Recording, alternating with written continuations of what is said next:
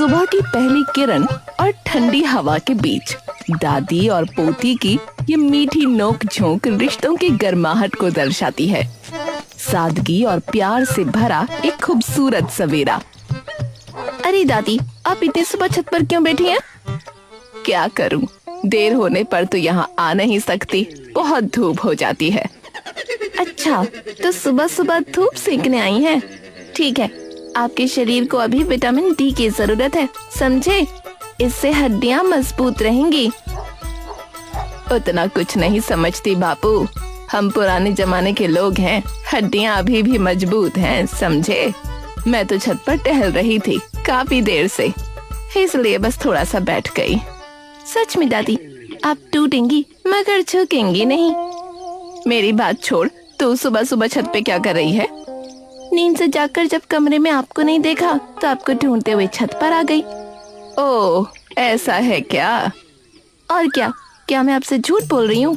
मैं किसी से मिलने नहीं आई। अच्छा, तो किससे मिलने आएगी भाई?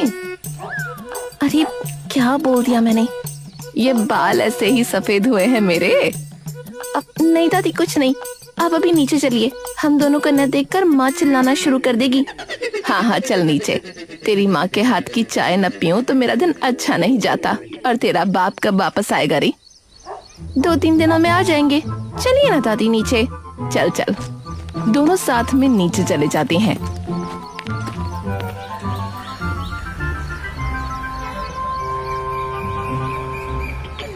शहर की एक भीड़ भाड़ वाली गली में मोमो खाते हुए इस जोड़े के बीच प्यार भरी तकरार और पकड़े जाने का डर माहौल में एक अलग ही बेचैनी भर देता है। अरे यार, यहाँ खड़े होकर मोमो खाने की क्या जरूरत थी भला?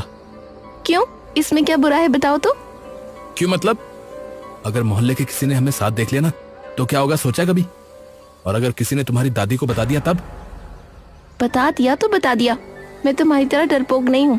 और वैसे भी मेरी दादी एकदम मॉडर्न है, तुम्हारी दादी जैसी नहीं है। अरे यार, फिर से मेरी दादी को बीच में क्यों खींच रही हो? हैं? अगर किसी ने मेरी दादी को बता दिया ना रीमा, तो क्या होगा अंदाजा है? बस फिर तो और भी अच्छा होगा। क्या तुम नहीं चाहते कि हमारे रिश्ते के बारे में सबको पता चले? नहीं चाहता हूँ। अरे बाप रे। क्या नहीं चाहते तुम? नहीं, मतलब चाहता हूँ, लेकिन अगर दादी को पता चला कि मैं तुमसे प्यार करता हूँ तो बहुत बड़ा हंगामा हो जाएगा यार। तुम्हारी दादी और मेरी दादी के बीच तो जैसे 100 का आंकड़ा है। तो फिर ठीक है, तुम्हारे साथ मेरा भी अब 100 का आंकड़ा ही रहेगा। तुम्हारे साथ अब और बात नहीं करूंगी, डरपोक कहीं के। जाओ यहाँ से। भैया, ये लीजिए मेरे मोमो के पैसे, इसके पैसे ही खुद दे देगा। अरे रीमा यार, सुनो तो सही। अरे गुस्सा मत करो यार। अरे रुको तो सही यार। अरे यार, क्या मुसीबत है यार, ये लड़कियां भी। रीमा वहाँ से चली जाती है। भैया, पैसे अभी आकर देता हूँ, आप समझ ही रहे हो ना। राकेश उसके पीछे भागता है, लेकिन रीमा उसकी कोई बात नहीं सुनती।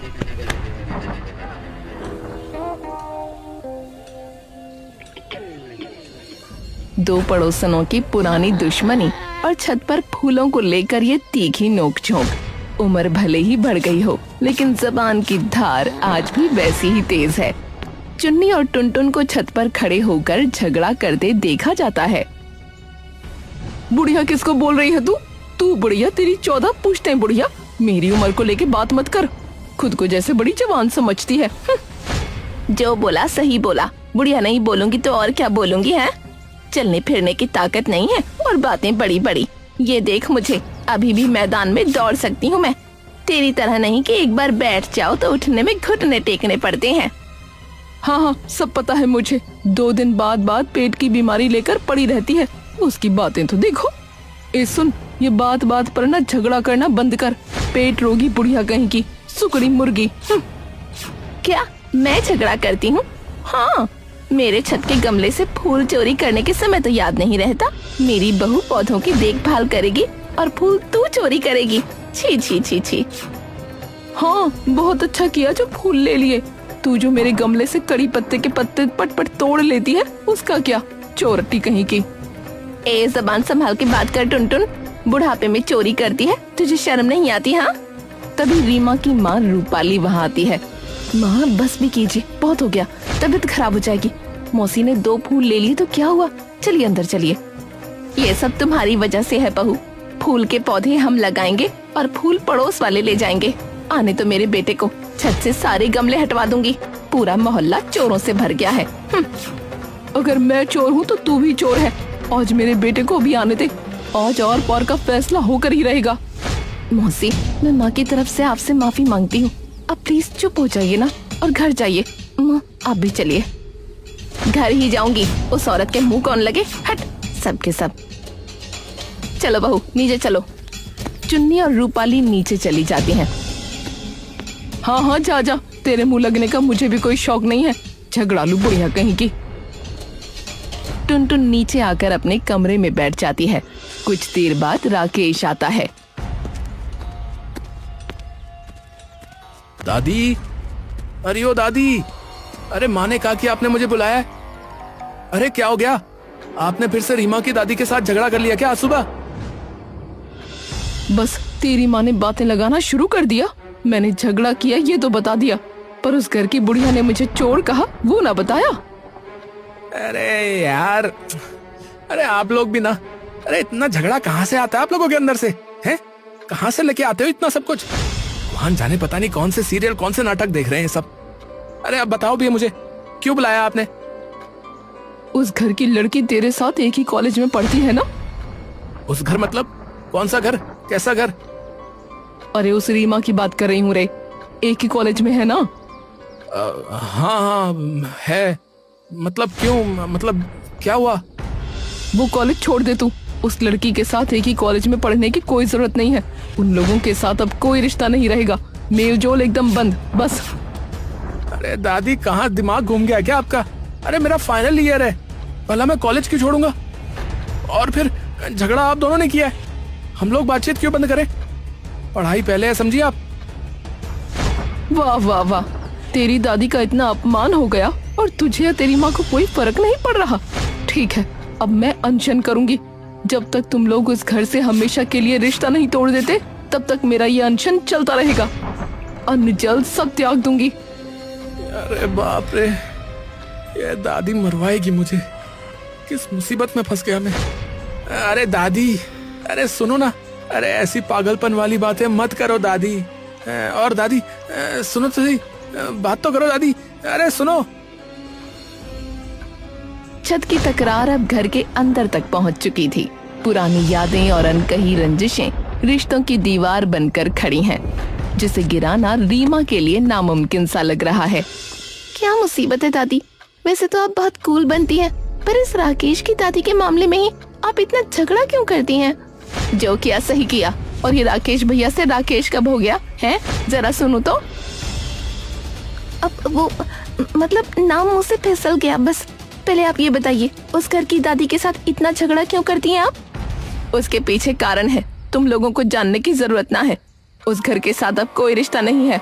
और बहू, तुम भी बहुत मौसी मौसी करके लाड़ मत लड़ाना, मुझे बर्दाश्त नहीं होता। माँ, आज आपने मौसी को चोर कह के अच्छा नहीं किया। आप भी तो उनके घर की छत से बेल के पत्ते खींच खींच कर तोड़ लेती हैं। उसका क्या? दोनों घर एकदम सटे हुए जो हैं। चुप रहो तुम। वो बेल का पेड़ क्या उसका है? मैंने लगाया था वो पेड़। तब क्या पता था कि वो औरत यहीं पर घर बना लेगी? हाँ, और बहू, मेरी बात क्या तुम्हारे कानों तक नहीं पहुँच रही? मैंने कहा ना, रिश्ता खत्म। सच में दादी, आप दोनों भी कमाल करती हैं। भगवान जाने इन दोनों बुढ़ियाओं के बीच क्या चल रहा है, कब सब ठीक होगा, किसे पता।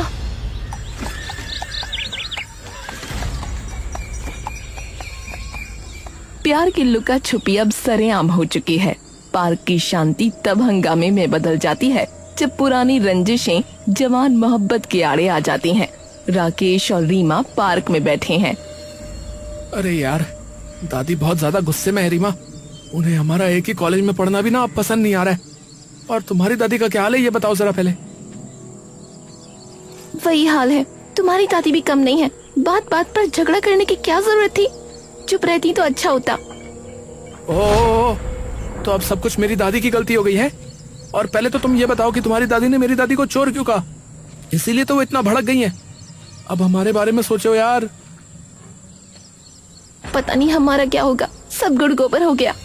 तभी टुनटुन पार्क में आ जाती है और गुस्से में कहती है, अच्छा, मुझे पहले ही शक था इन दोनों के बीच जरूर कुछ चल रहा है। पीठ पीछे ये सब। चल बदतमीज, घर चल। अरे दादी, अरे आप यहाँ क्या कर रही हैं दादी? क्यों, बड़ी मुसीबत खड़ी कर दी मैंने? क्या मेरी बात तेरे कानों तक नहीं पहुँच रही राकेश? अभी घर चल, और आज के बाद अगर उस घर की लड़की से बात की तो देख लेना। दादी, मेरी दादी के साथ आपकी इतनी दुश्मनी क्यों है, ये तो बताइए। और आप दोनों के झगड़े की वजह से हम मिलना जुलना क्यों बंद करें? अरे यार रीमा, अरे यार तुम चुप रहो ना यार। होगा ही, इस बेशरम लड़की की बातों को तो देखो, किस घर की लड़की है ये भी तो देखना होगा। जैसी दादी वैसी पोती। चल राकेश, तुझे बोल रही हूँ ना कि उस घर के लोगों से दूर रह। अरे दादी, अरे आप ये क्या कह रही हैं? अरे रीमा बहुत अच्छी लड़की है, मैं उससे प्यार करता हूँ। ये मगरमच्छ के आंसू दिखाकर मेरा दिल नहीं पिघलेगा।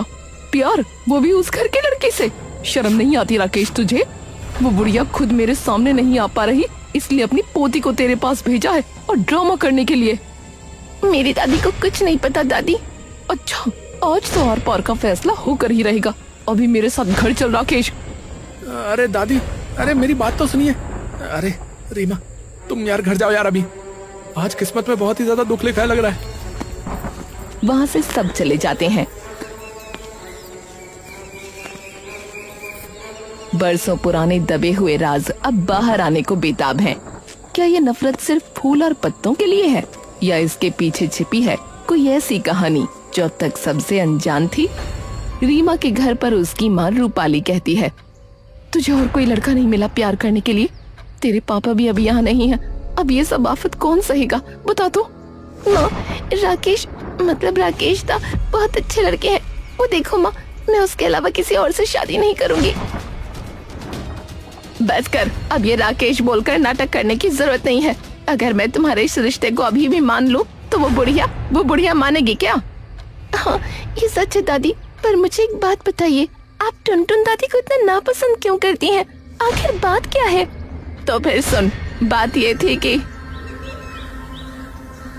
चैत्र महीने की तपती दोपहर, स्कूल की छुट्टी के बाद पगडंडी से चलकर वापस आ रही हैं दो सहेलियां, टुनटुन और चुन्नी। एक जमींदार की बेटी है, दूसरी साधारण परिवार की। उफ, कितनी गर्मी है रे टुनटुन, लग रहा है आज स्कूल के मैदान में ही उबल जाएंगे। तुझे तो बिना छाते के चलने की आदत भी नहीं है, आज तकलीफ नहीं हो रही? तकलीफ कैसी? तुझे साथ पाकर तो मैं धूप बारिश सब भूल जाती हूँ।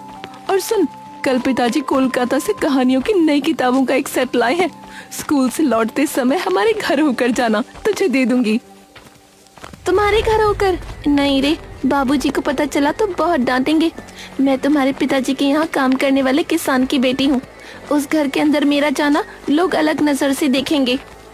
फिर वही बात, स्कूल में जब हम 12वीं क्लास में एक ही बेंच पर बैठते हैं तब तो कोई जमींदार और किसान का फर्क नहीं ढूंढता। तू मेरी सहेली है, बस यही आखिरी सच है। तू बहुत जिद्दी है। अच्छा सुन, कल अपनी गणित की कॉपी दिखाना, सर ने जो मुश्किल टास्क दिया है मेरे तो कुछ समझ में नहीं आ रहा। जरूर दिखाऊंगी, लेकिन एक शर्त है, कल आते समय अपनी माँ के हाथ के वो नारियल के लड्डू 2-4 लेती आना ना। अच्छा पापा, ले आऊंगी। तू तो दिन ब दिन बहुत लालची होती जा रही है।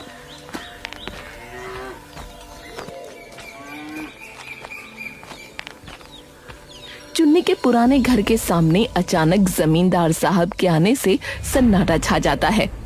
चुन्नी के पिता डरे हुए आंगन में खड़े हैं और चुन्नी दरवाजे के पीछे से सब सुन रही है। क्यों रे हरिपाद, महीना तो खत्म होने को आया। पिछले साल फसल के नुकसान का बहाना बनाकर जो पैसा उधार लिया था उसे चुकाने का तो नामो निशान तक नहीं है। कब दोगे? सुनो तो। मालिक इस साल भी बारिश कम होने की वजह से पैदावार अच्छी नहीं हुई है। थोड़ा समय दीजिए, मैं ठीक चुका दूंगा आपको। अरे समय? अरे ये समय देते देते मेरा सब्र खत्म हो चुका है। याद रखना, तुम मेरी एक मामूली प्रजा हो और मैं जमींदार। अगर पैसा नहीं दे पाए तो घर जमीन से बेदखल कर दूंगा, याद रहे।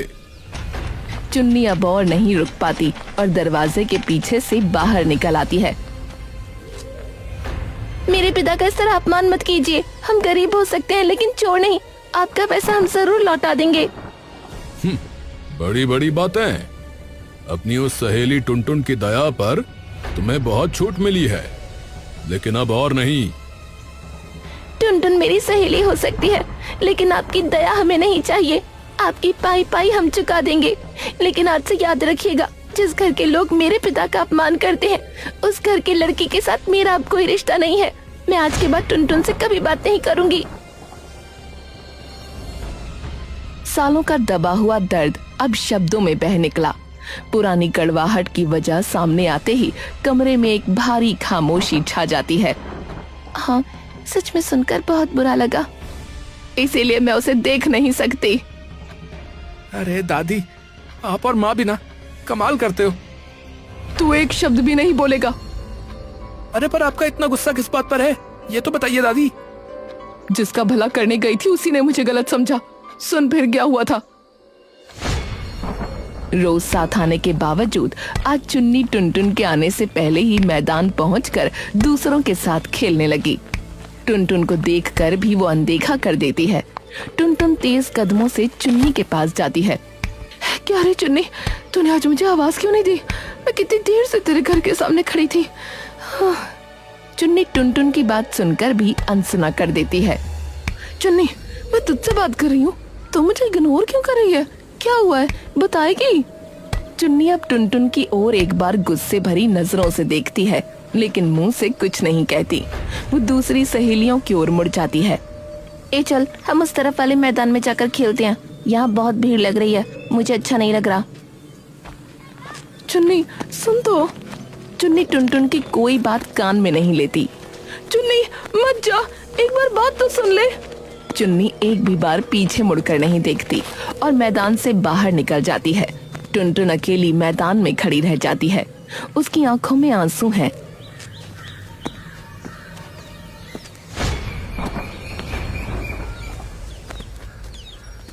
टुनटुन मैदान से रोते हुए घर लौटती है। उसकी आंखों में आंसू हैं, लेकिन मन में बहुत गुस्सा। वो सीधे पिता के कमरे में जाकर गुस्से में चिल्ला उठती है। पिताजी, क्या आप आज फिर चुन्नी के घर गए थे? आपने उन्हें अपमानित क्यों किया? तो क्या हुआ? मैं अपना बकाया पैसा मांगने गया था। मैं जमींदार हूँ, मुझे किसके साथ कैसा व्यवहार करना है ये मुझे मत सिखा। आपकी इसी जमींदारी अहंकार की वजह से आज मेरी सबसे पक्की सहेली ने मुझसे बात करना बंद कर दिया। वो आज मुझे मैदान में अकेला छोड़कर चली गई। एक मामूली किसान की बेटी के लिए तुम मुझसे जबान लड़ा रही है? हाँ, लड़ा रही हूँ। आज से याद रखिएगा पिताजी, मैं अब आपकी दी हुई समीरी और ठाट बाट में नहीं रहूंगी। मैं कोई महंगी साड़ी या गहने नहीं पहनूंगी, बिल्कुल एक गरीब लड़की की तरह रहूंगी। आपके इस अहंकार में मैं साझीदार नहीं बनूंगी। टुनटुन गुस्से में फुफकारते हुए अपने कमरे की ओर चली जाती है।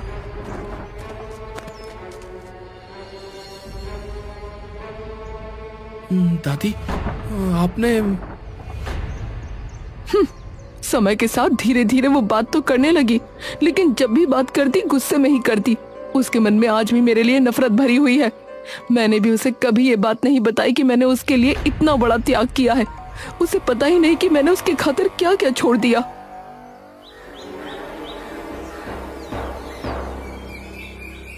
पार्क के कोने में राकेश बेचैनी से टहल रहा है। कुछ देर बाद रीमा वहां आती है। दोनों के चेहरों पर चिंता के भाव हैं, क्योंकि आज ही उन्हें अपनी अपनी दादी से दशकों पुरानी दुश्मनी की असली वजह पता चली है। रीमा, क्या तुम्हें पता चला कि हमारी दोनों दादियों के बीच आज इतनी नफरत क्यों है? क्यों वो एक दूसरे को बर्दाश्त नहीं कर पाती? जानती हूँ राकेश, आज दादी ने मुझे सब बताया। मुझे तो सुनकर यकीन ही नहीं हो रहा था। दादी ने तुमसे क्या कहा? मैंने तो अपनी दादी के मुंह से सब सुना। वो तो आज भी उस दुख में जल रही है कि उनकी सबसे अच्छी सहेली ने उन्हें गलत समझा। मेरी दादी ने बताया कि तुम्हारे भैया जी ने मेरे पिता को पैसों के लिए सबके सामने बहुत अपमानित किया था। उसी अपमान की आग को बुझाने के लिए मेरी दादी ने कसम खाई थी कि वो फिर कभी टुनटुन दादी से प्यार से बात नहीं करेंगी।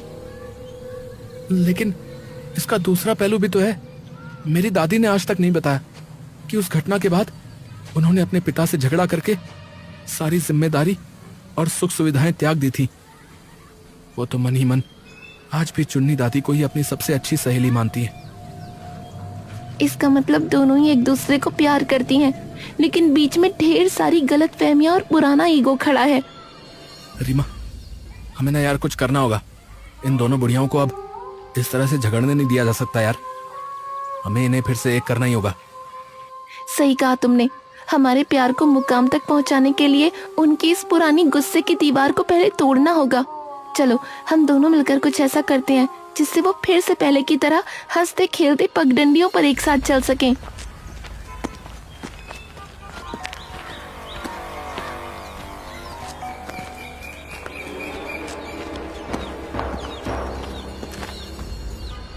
राकेश और रीमा अपने अपने घर जाकर अपनी दादियों को असली सच बता देते हैं। टुनटुन को पता चलता है कि चुन्नी आज भी उस पुराने अपमान का जख्म लिए जी रही है, और चुन्नी को पता चलता है कि उसके खातिर टुनटुन ने 50 साल से सारी सुख सुविधाएं त्याग दी हैं। सच जानने के बाद वो एक पल भी घर में नहीं रुक पाती। रास्ते के बीच में दोनों सहेलियां आमने सामने आती हैं। टुनटुन के हाथ में वही पुरानी कहानियों की किताब है और चुन्नी के हाथ में एक कटोरी लड्डू। टुनटुन, तूने इतने सालों तक ये सच क्यों छिपा के रखा रे? मैं तुझे सारी उम्र स्वार्थी समझकर नफरत करती रही और तूने मेरे लिए अपना सारा सुख कुर्बान कर दिया। तूने बात करना बंद कर दिया था ना, मैं किसके पास जाकर कहती? तूने तो मुझे माफी मांगने का मौका ही नहीं दिया रे चुन्नी। जमींदार का खून मेरे शरीर में भले ही था, पर मन तो तेरी वही पुरानी सहेली का ही था ना। मुझे माफ कर दे बहन, मैंने सिर्फ पिता का अपमान देखा, तेरा प्यार नहीं देखा। मैं कितनी बड़ी चोर हूँ कि तेरे 50 साल इस तरह बर्बाद कर दिए। नहीं रे, कोई चोर नहीं है। हमारे बीच एक ऊंची दीवार थी, आज हमारे पोते पोती ने उस दीवार को तोड़ दिया। ये देख, तेरे लिए आज भी एक कहानियों की किताब संभाल के रखी है, और मैं तेरे वो पसंदीदा लड्डू लाई हूँ। देख तो आज भी वैसा स्वाद है कि नहीं। पगडंडी के बीचों बीच दो बुजुर्ग सहेलियां एक दूसरे को गले लगाकर रो रही हैं। दूर खड़े राकेश और रीमा की आंखों में भी आंसू हैं, लेकिन चेहरे पर सुकून भरी मुस्कान है। सांझ की रोशनी में उन दोनों की परछाई जैसे फिर से स्कूल की उन दो किशोरियों की परछाई में मिल जाती है।